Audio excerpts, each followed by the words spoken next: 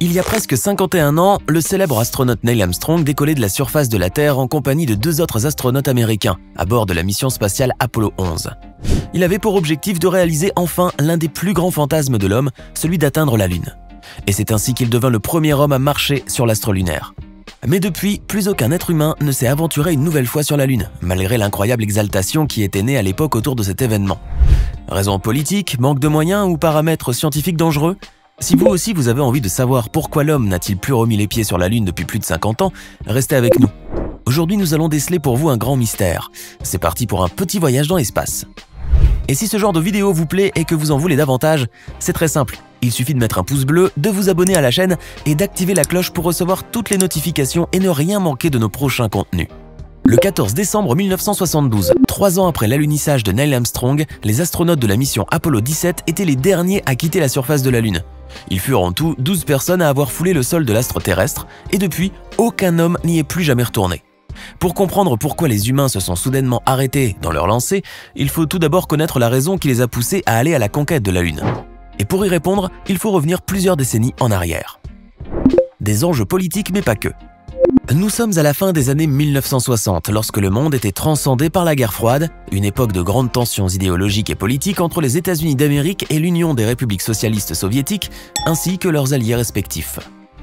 Pour marquer leur puissance, le bloc de l'Est, représenté par la Russie, et le bloc de l'Ouest, sous l'égide des États-Unis, s'étaient engagés dans une véritable guerre de la conquête spatiale.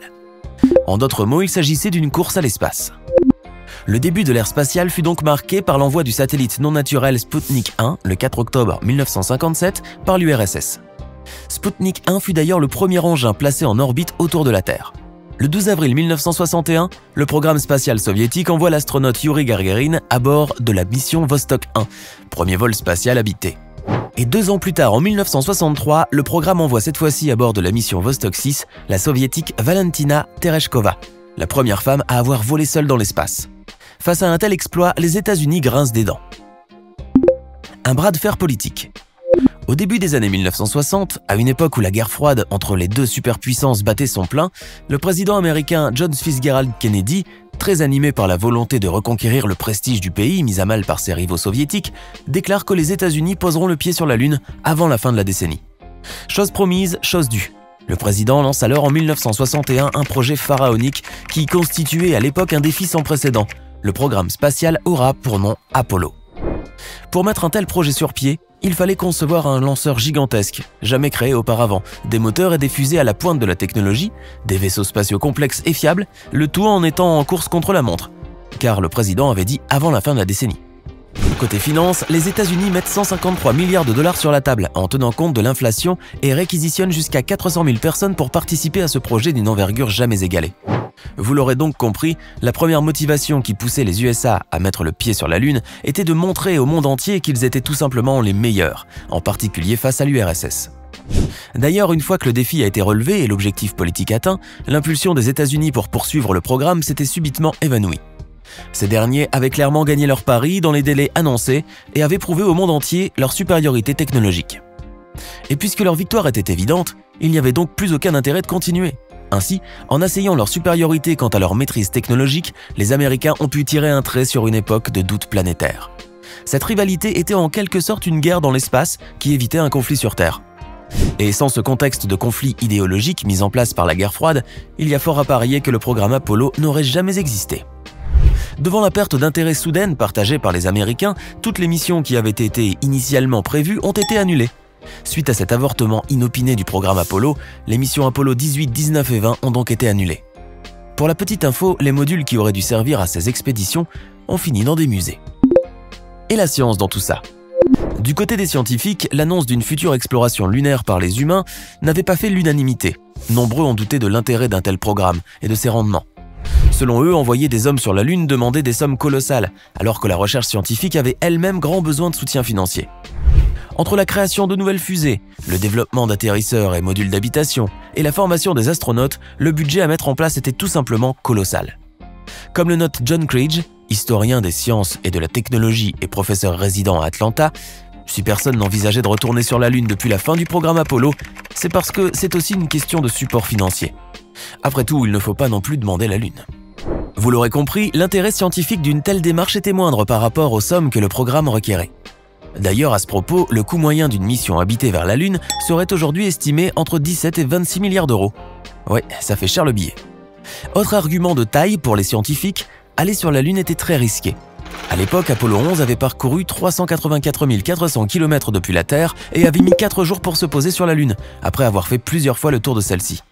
On ne pouvait donc pas être certain que les personnes qui se rendaient sur la Lune en reviendraient sains et saufs. Aussi, selon les scientifiques, le voyage vers la Lune s'accompagne d'une multitude de risques que l'on aurait tendance à omettre.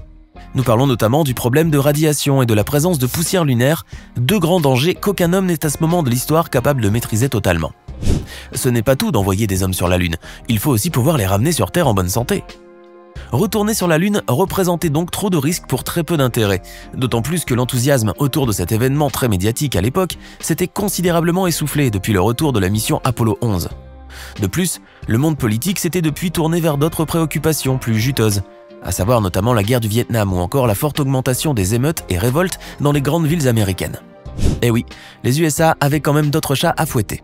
En somme, les motivations scientifiques étaient bien trop insuffisantes pour maintenir la mobilisation des USA.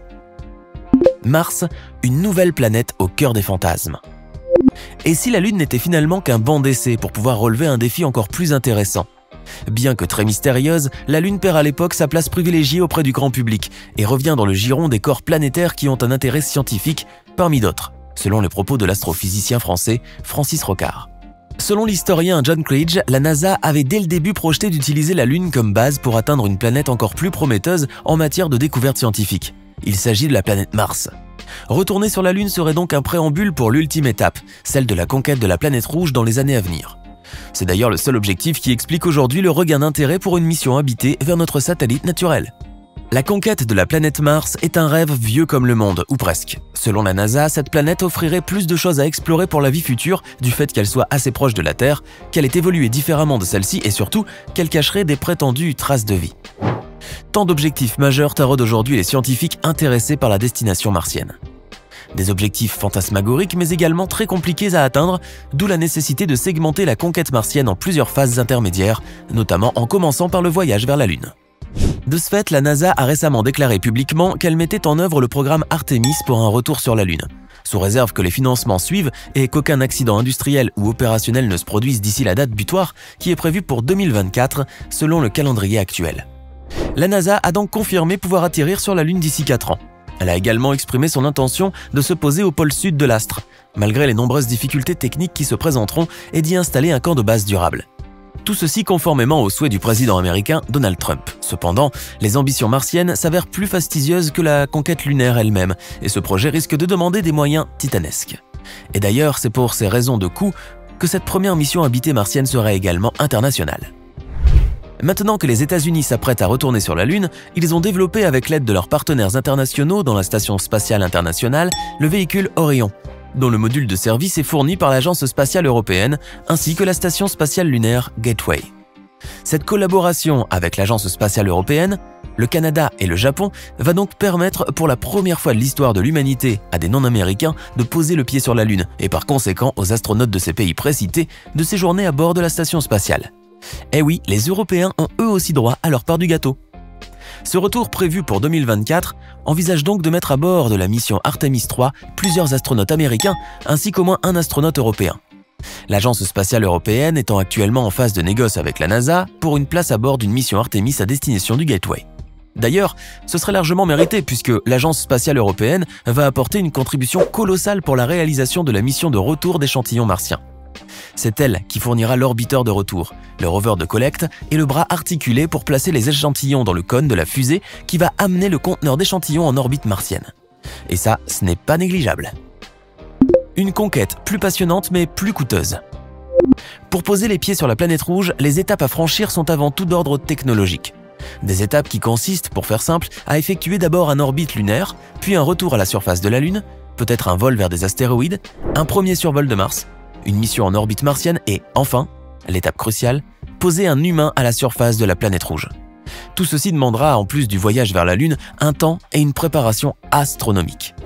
Aller sur Mars prend beaucoup de temps, au moins 6 mois selon les calculs, alors qu'il faut 3 jours seulement pour atteindre la Lune. Il faut également que la planète rouge soit du même côté du Soleil que de la Terre, alors que la Lune, elle, tourne autour de nous, ce qui la rend plus accessible.